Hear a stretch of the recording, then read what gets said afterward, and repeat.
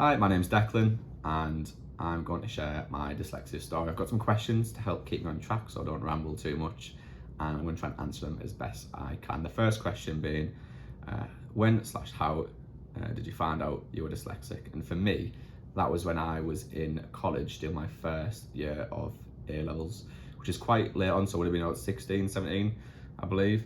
And I found out through a self-assessment test, and it was quite shocking for me to find that out. I'd never had any support growing up through primary, secondary school, and I just thought that when it came to reading, writing, spelling, grammar, I just wasn't very good. I thought everyone had the skills and the weaknesses, and that was just something I was not very good at. And then when I found out, it kind of put a label on why that was the case. So yeah, I don't know, it was just a really strange one to find out so late on in life.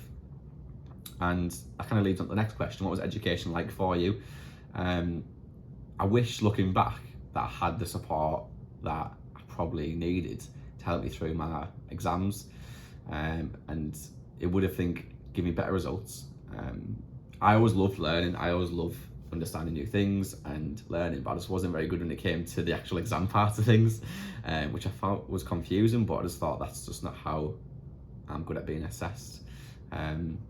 I enjoyed school for the best part. Like I say, I enjoyed the kind of the learning environment, but I just kind of wish back looking that I had that support.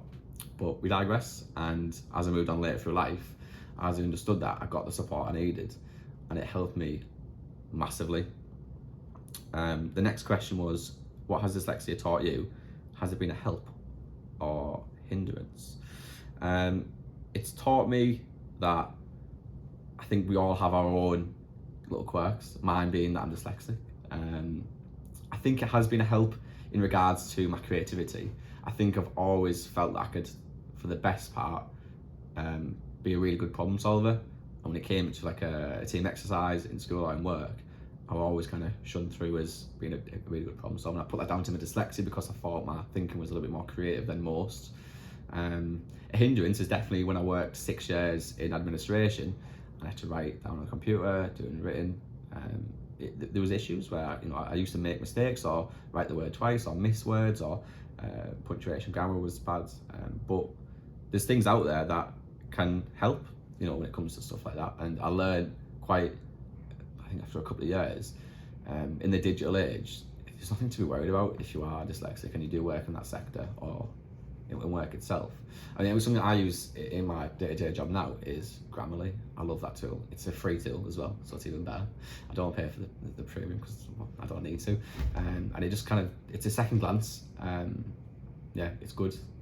So I think it's been a help, and before I found the tools, it was a hindrance. But for the best part, I'd say it's been positive to find I'm dyslexic. I feel a little bit special in that regards, but it's like a little superpower almost. How does it feel to be dyslexic? Well, I mean, I've just said, it's like a little superpower. I can problem solve better than most people, I feel. Hope that's not too arrogant. Yeah, it doesn't feel too different than being normal, I would only guess. Yeah, I don't know. It's such a strange question to answer, but it feels normal.